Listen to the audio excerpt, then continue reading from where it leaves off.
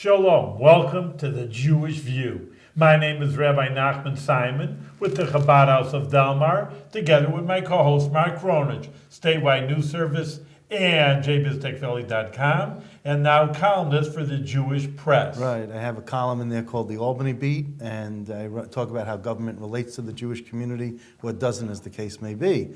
But I also write about the environment, and something that so our guest today is Aaron Mair, who's the president of the national president of the Sierra Club. So we have, not even though you're local, you are the top guy nationally for the environmental group known as Sierra Club. That is correct, and it's an honor to be here. And so, welcome to the Jewish View. Well, thank you. You know, How many members are in the Sierra Club? You hear about that a little bit. Give us a little bit of a background of how many numbers, what their purpose is. Well, the Sierra Club was founded in 1892 by John Mair, and thanks to the Sierra Club, you have your National Park Service. Really? I didn't know that. It's in fact one of the biggest coups, as they say, was the preservation of then our nation's vanishing natural wild spaces. It was during the height of the industrial era and industrialization in America. We were, as they say, logging the mountains like the Adirondacks down to stubble. And as we started, pulling away the old timber, I mean, massive timber back then, you had, beams that could actually almost fit about half, one tree could fit about half this room in the size of its beam. So they, in a period where we did not have, as they say, large timber was cheaper than steel, old growth forest, was very valuable and treasured. And so we were logging things and stripping away things and digging into the bowels of the earth at incredible rates, at the expense, of these wild places and wild spaces. And so the Sierra Club came about through John Mair, recognizing that this was a crisis and that there were a few places and patches left. Well, where did John Mair start the Sierra Club? This was in California, Okay, and the famous. You're talking about the Adirondacks being almost leveled, but the Adirondacks is critical because when it comes to Teddy Roosevelt, you got to talk about the Sierra Club, John Mair, and then the inspiration and what got. Teddy Roosevelt was president. But we'll get there. We'll get there. Let me roll with my shtick. Stay tuned, as I say. Let me roll with my shtick. Sure. But so the thing is that he recognizing that we were losing these wild places to industrialization and rapid resource exploitation, he decided that he had to come up with a way to preserve these. And so one of the most beautiful scenic wonders was out there, was a place called Yosemite Valley, with Half Dome. And he knew that the best way to convince politicians and others to love and protect these wild spaces, that you had to get people to them. You can't protect something that you cannot see and do not love. And so he had the genius and foresight through outings, which is what the Sierra Club is famous for, in getting, then President Roosevelt to come to Half Dome and says, listen, we have to protect these places and look at this beauty. Just think about it. These things are vanishing. These natural wonders, are no longer around. Think about climate change right now. So they were back then looking at those vanishing wild places and scenic places. And so he's saying, listen, in our lifetime, these things, if we don't come up with federal protection, we will lose these things forever. And so Teddy going out there, like anybody who's going to Yosemite Valley, it's like, you want to talk about the most natural tabernacle that God could ever create on earth. You go there, you fall to your knees, and it's just that beautiful. And that had the profound impact on Teddy Roosevelt. So there's this iconic photograph that if you ever go into the state capitol or look in the Sierra Club or just look in Teddy Roosevelt's own archives, is him with John Mair at Half Dome.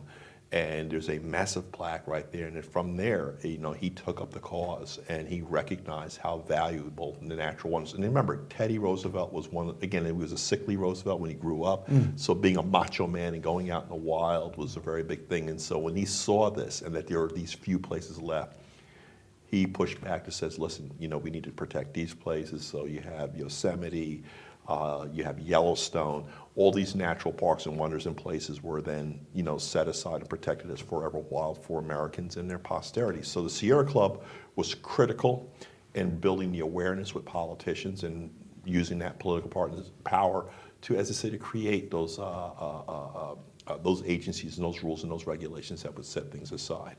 And what's really important about, and why does it tie back to the Adirondacks? Because Teddy Roosevelt comes from New York. Right.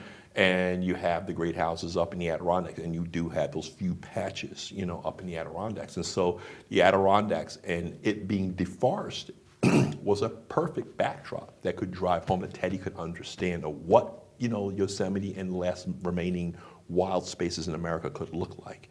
And so I think that operating with that in mind, not only did he move forward to protect these wild spaces, but also the early legislation with regards to then protecting what was then the Adirondacks and trying to restore it to its natural one. Because most people right now in America don't realize, and even in New York State, that the Adirondacks is like basically second and third growth. It's not old growth.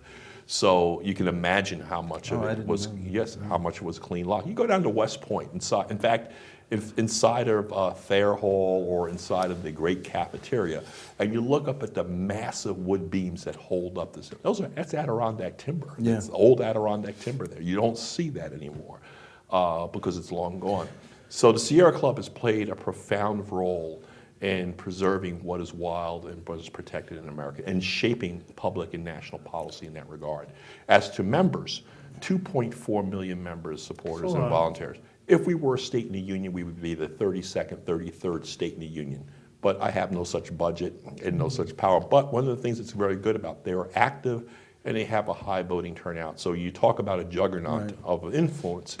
As an NGO and as a national environmental organization, it is one of the largest, oldest environmental organizations and NGOs in the country.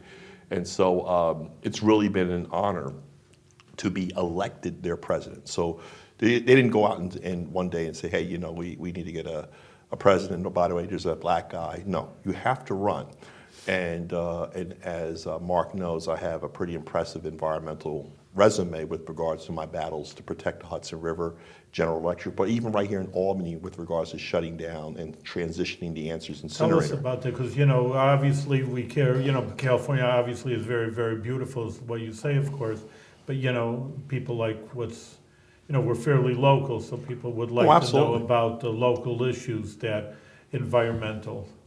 Well, we have a number of local issues, and one of the things that you find from an environmental justice lens, recognizes that depending upon your socioeconomic status, you tend to be on the receiving end, as I say, of negative amenities. By negative amenities, think of that as things that municipalities and governments must do for the betterment of society, for it to function. And there are positive amenities, or things by which people enjoy. Parks, for example, is a good positive amenity. Public parks, building public parks, acquiring land for public parks, but creating sewage treatment plants, utility easements and what have you.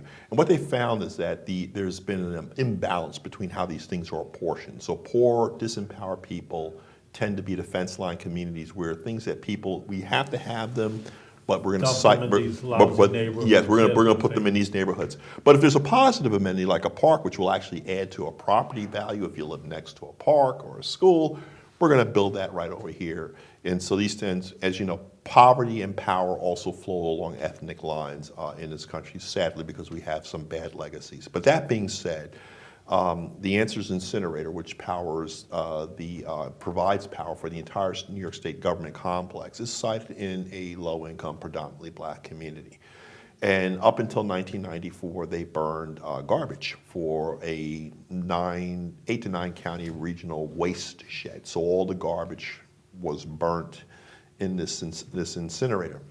And the revenue stream that came from that, anywhere from 5 to 8 to sometimes as high as $10 million, went to the city. And do you think that the city would put it in one park or some sort of offset, that says, for the burden that we get for burning everybody's garbage in your backyard, we will do this for you? Not a dime. What that did do is it went to just about everywhere. So even money's a positive amenity, and it went to everywhere else in the city but the community that bore the burden of burning garbage. What the community did get from burning garbage is elevated levels of blood lead levels. Children were getting lead poison. People thought it was paint, but actually it was one of the byproducts of this incineration. A lot of autoimmune diseases and disorders because people's immune systems, when they're exposed to dioxins and furans that are byproducts of burning chlorinated paper, they were exposed to this. And mind you, the plant often malfunctions. So even though it was the state of the art. If you look behind the state education building, you see that big black smokestack. That was state of the art back in the 70s. And the reason why it's that tall is supposed to carry the poisons and toxins from incineration aloft. But the plant's located in Sheridan Hollow. And if anybody knows anything about a hollow, think of it like a hat. It's down the bowels of the hat. And on two sides of the hollows are hills. One's Capitol Hill to the south, and Arbor Hill and West Hill in North Albany to the north. The prevailing wind around here, is out of the south, blowing north. So those winds carry that soot and that ash over these communities. There was a story I heard where someone was talking to Mario Cuomo at the executive mansion, and there was soot coming over, and it was actually raining down on them while they were having this conversation. Oh, well, And he was saying, where's this coming from? And when they said it was the Answers plant, he immediately put an end to it. Well, it was a little bit more than that. Well, but I'm Since simplifying this is the season of the holidays of light, it was one of those special miracles because we had strategized up until then. We had worked with the Mansion Hill Neighborhood Association. Mind you, Arbor Hill wasn't by itself. Neighborhood associations came together to backstop our community. It's one of the things I love about the city of Albany is that it's a city where the underdogs sometimes get together and take on the palooka. And in this case, the palooka was the state government and the mayor of the city of Albany at that time. And the mayor at that time was Tom Whalen, and the governor at that time was Mario Cuomo. Tom Whalen is not one to give up a good thing like finance, and Mario Cuomo was not one to start talking about a new energy plant that may cost billions to build. And so, let's kind of like sweep this thing under the rug. So we networked with a number of neighborhood associations like the Mansion Hill Neighborhood Association. And I want to give a shout out to Larry Becker and Ellen Becker, two attorneys, and a guy by the name of Chris Mercoliano and his wife Betsy Mercoliano, who headed up the Free School. And working with these communities and the various other coalitions, we said that, listen, we're going to do a day of outrage, that the next time we have an upset, and this was in the dead of winter, we're going to definitely show up, really storm City Hall and picket. And why in the winter? Well, we already know that when this plant had its upsets, which was almost daily, it spewed black ash because it was incomplete combustion, and along with the mixing of the soot from the oils. Think about a poorly burning oil lamp, the black stuff, the soot that comes out of it. And so when this stuff basically comes together, it makes an ugly, heavy cocktail, and we have what we call black snow. So not only did this upset happen, but it happened in the wake of us having a protest at the top of the hill during Martin Luther King holiday weekend, in which there was going to be a march. And one of the first times in the state of New York that they canceled the state march was when they saw all the poor families from Arbor Hill and Sheridan Hollow and Mansion at the top of the hill, and they had canceled the event due to weather. Reality was that they did not want to march up and run into a gauntlet of people who, on the height and in memory of a civil rights hero, recognized that New York State has a very serious civil rights problem when it comes to poor people as it relates to the environment and money. So we were confronted by the press and say, hey, the march is canceled, and what are you guys going to do? And I paused for a second. I said, so I guess we need to talk to the governor. They go, well, the governor's going to be entering over the convention hall. They showed us, they just kind of pointed over there. I said, that's where we're going to go meet the governor. And so we went over there and confronted the governor. And there was a famous video that he would take up the matter, and if it was proven to be of harm to the community, that he would take immediate action. And so that was the video footage of him committing on air before New York State at this important holiday event that he would take action. And then the rest is the miracle, because we had a fresh coat of snow. It snowed and it blanketed the whole capital region. And at the end of that snowstorm, because they needed more power to heat the Empire State Office complex, they had to bring in an extra load of garbage and an extra load of No. 8 crude oil and cook it up to heat and keep the complex warm. But the plant choked on this waste and oil, and it launched and belched the largest pile of black soot and goo into the atmosphere. And you could, if you had a helicopter and looked down, you would see the whole capital and the whole city blanketed in white, and then there was this big black swath going all the way down to Glenmont, New York, that came out of this plant.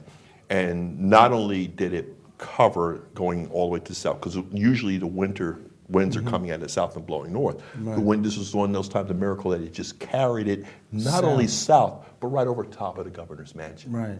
And so that's where that special blessing from on high came down. And the governor was outside and asked someone, I think there was some interaction. Oh, with yeah, well, someone, there was the news. The and- news showed up, And there was this, and the governor was like, well, where's this? Yeah, You know? and so that was the first, at least, so it is said officially, that was the first time the governor really had to wake up and deal with Right. what the residents of Arbor Hill were dealing with For many years. for almost 10 years, Right. ritually. And when he saw this, he said, well, this is intolerable. This Right. is, if human beings are dealing with this, we got to take action. And within weeks, he summoned in the heads of OGS and others, and shut the plant they down. shut the plant down. And so that was a huge, but it was one of those things where direct organizing, direct action, and collaboration with our Albany, Council of Albany, New York, CANA, neighborhood associations coming together, planning an action, and then turning out. Because the other piece was not just him coming to this epiphany, it's the pressure of the community. It's one of those things when downtown city wards come together. When people work together, tremendous things can happen. I wish they were working together more so, now than ever. But that being said, it shows you that when people are organized and come together, they can absolutely make significant environmental action that helps human health. I wanted to just back up for a minute. When you're talking about the Adirondacks, and you're talking about Teddy Roosevelt. Yes. There's something. You went around there, Mark. There was a point that I wanted to ask you about, and I was almost Lighten up, just missed lighten it. up. Just missed it. It's amazing that the Adirondacks didn't become part of the National Park Service. That even though Teddy Roosevelt was from New York and Right. he knew the beauty of the Adirondacks, it's 6 million acres. Right. What is it then, part of? What do you mean? It's a state park. It's It's a the state park. largest state park in the country. Yes. And it's And you not can fit almost all of our national parks inside of it. Yeah. Really? Is that big? It's that big. It's that big. It's that huge. And I would say that really, Mark, goes to the issue of why we have the most expensive Capitol building that is the most ugly monstrosities. When you realize... You don't like our Capitol building? Well, as I say, I like fits and starts of it because it's a fits and start building. When you compare it to our nation's capital, and in its day, it's built right around the same time, around the Civil War, and yet it cost almost twice of what our nation's capital. I know, but it's such a beautiful building. It's like one of the 10 most architecturally beautiful buildings in the world. For the money that they spent care on now. it, At this point, doesn't matter. Well, the point of the matter is that inside, well, first of all, externally, again, this is beauty's in the eye of the beholder. Well, you know why there's no dome on our cap. We're one of 9 capitals without a dome. The cash overflow. But you may correct me. Well, it was that there was Tammany Hall era. Oh, And all absolutely. that. So they decided just to build the staircases Right, the on $1 million each side. the $1 million No, staircase? on either side of the Okay. outside of the Capitol. Okay. And they built 17 steps on the west side and 76 steps on the east side. So it's 1776. So Right. that's what they, It's really, listen, I'm not going to say that they were short on symbolism, Yeah. but it was very costly, and there was a lot of fortunes that were made, and it still doesn't take away from the fact that every time I go down to Washington, D.C., I get to tell people, I says, look at that beautiful, where our Congress and our Senate and the early Supreme Court met. Yeah. Look at this beautiful building, and you go inside the rotunda and everything, and then you come back to Albany, and you got a different beautiful building. and well, it's different. It's a special different, building. beautiful But building. from the eyes of this beholder, from a distance, when I look at the Peel and I talk about the majesty and strength of New York State, I said, it is truly a tribute to the state of New York, because the potential, the power at twice the cost, but less the beauty, is a quintessential New York testament. So I think it's a testament to Tammany Hall, but I just think it's a testament to New York that we pay twice to get a sow's ear, and I would prefer the silk purse. I love that. Yeah, right. It's kosher at least. There you go. We gotta make it kosher. But it's very, very interesting to me. I'm learning a lot in American history of even the background of all these things. What, though, coming to the future, present and future, Yes. what are the big issues The big that issue you're right- working on nowadays? Three big issues. The Hudson River is really right now. We worked on, and I was one of the people that worked on getting it to become a National Heritage River, But also, What as does that Mark, mean when it's a national heritage? when you have a national heritage river, it gets additional protection, it gets a little oversight. There's also funds and aids that you can actually, provide municipalities right along this corridor. It gets a lot of recognition. National Park Service, as well as in the Department of Interior, it gives a threshold of funding and appeal and sight, and as I say, an elevation within our national psyche.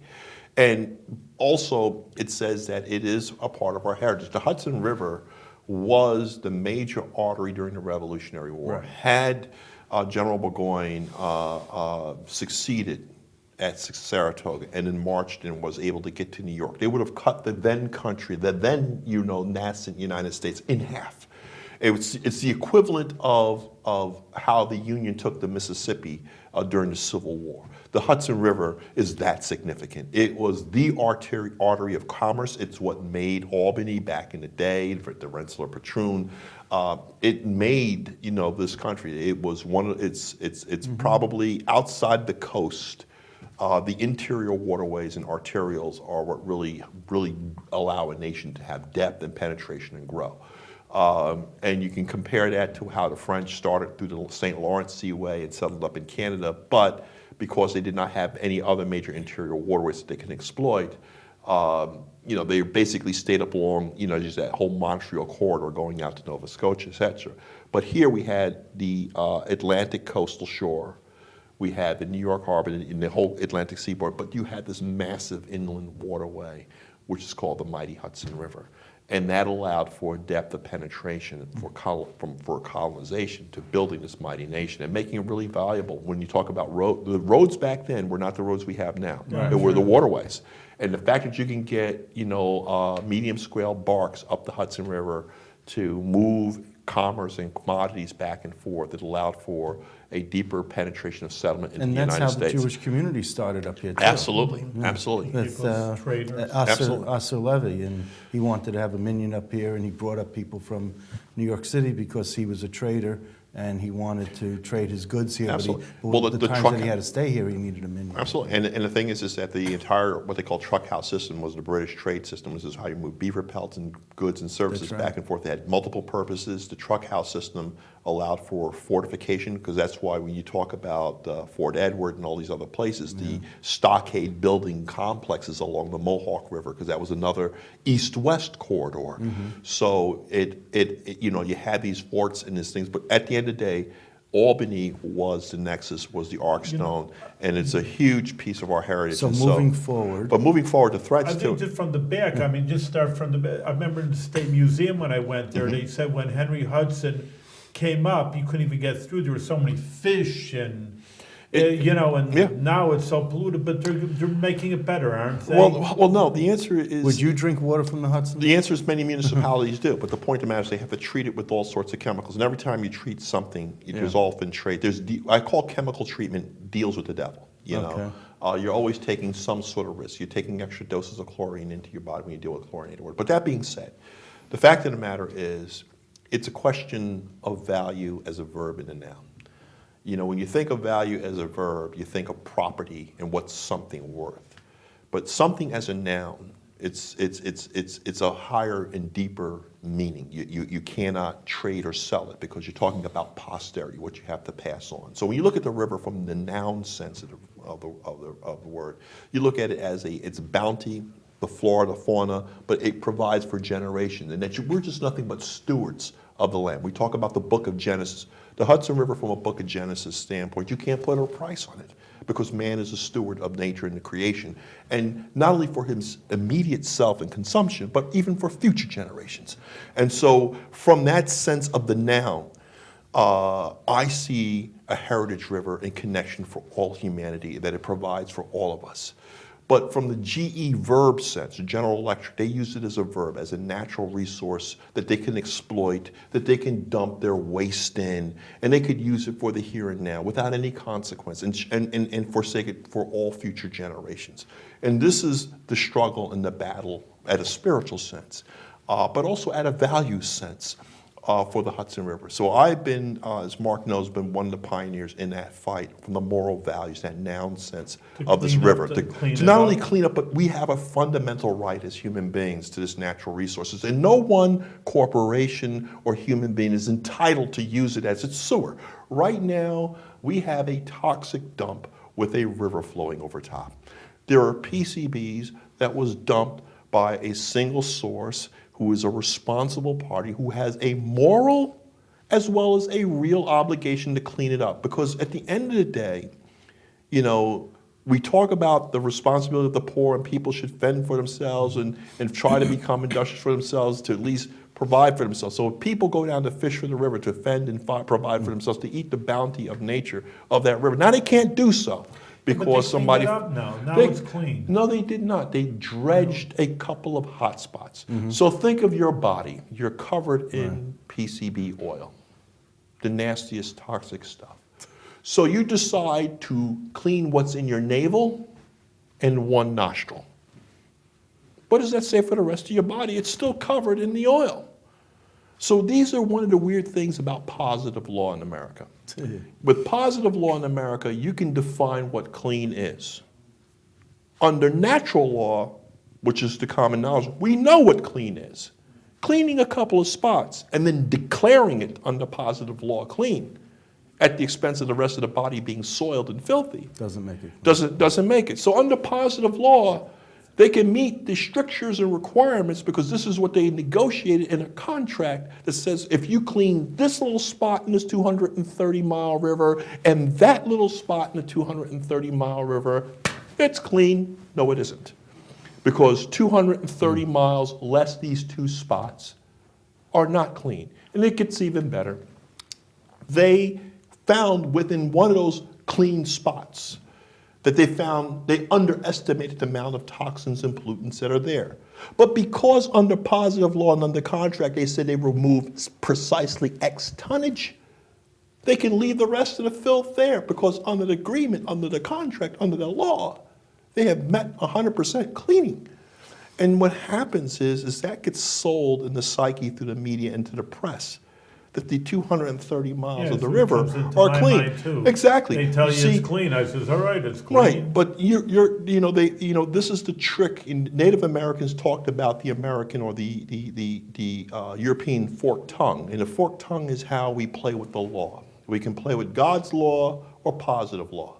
Positive law allows us to declare corporations to be humans, and corporations have rights of speech.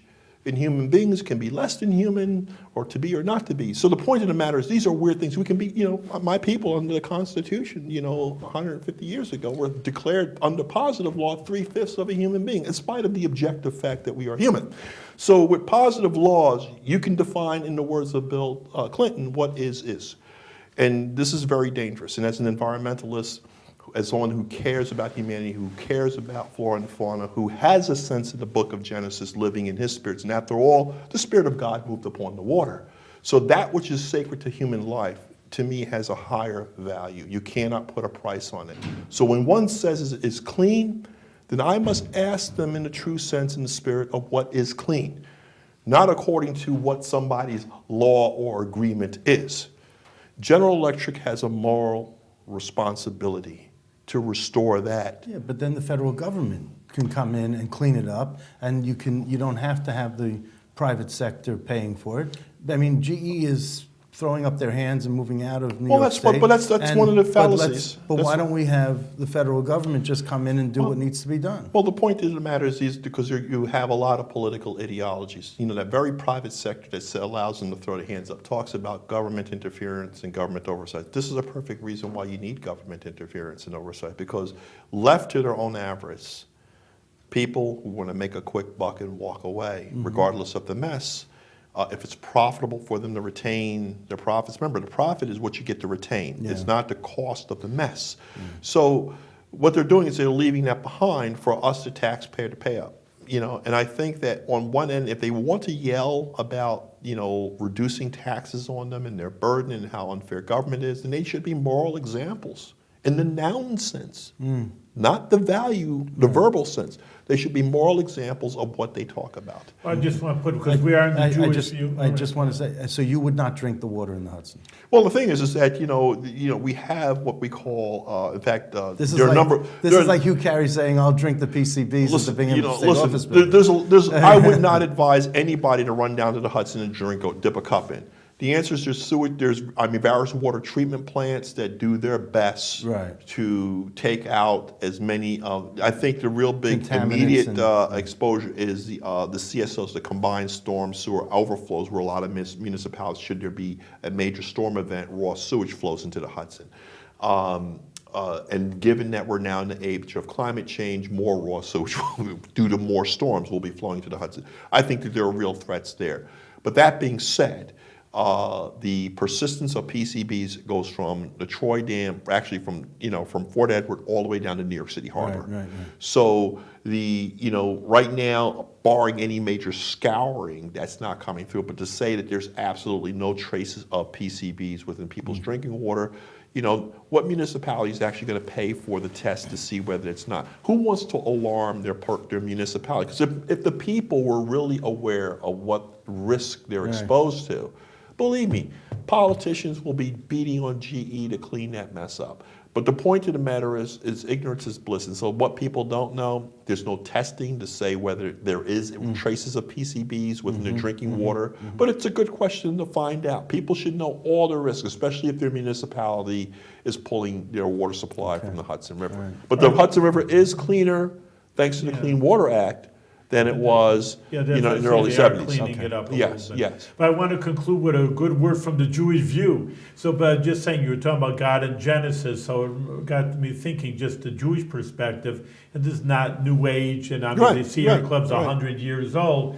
We're talking something 3,000 years ago, and Judaism always said to take care of the environment. Yes. That something is so liberal that's thousands of years ago. You don't just knock down trees or just kill buffalo because you like the sport. Right. And you don't just go around polluting things. So just a word for that, just totally consistent with the Jewish attitude of the environment. If we live by the book of Genesis, the Genesis, I call it's God's environmental holy word. Period.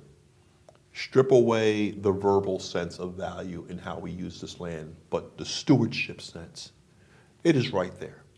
It is right there. Okay, it's a Take good care of the note to end environment. on. All right, so continue. We could say God's work, but good for the human beings, of course. Absolutely. And just keep on rolling and doing good with a lot of success and with good health. Well, thank you. Much continued success.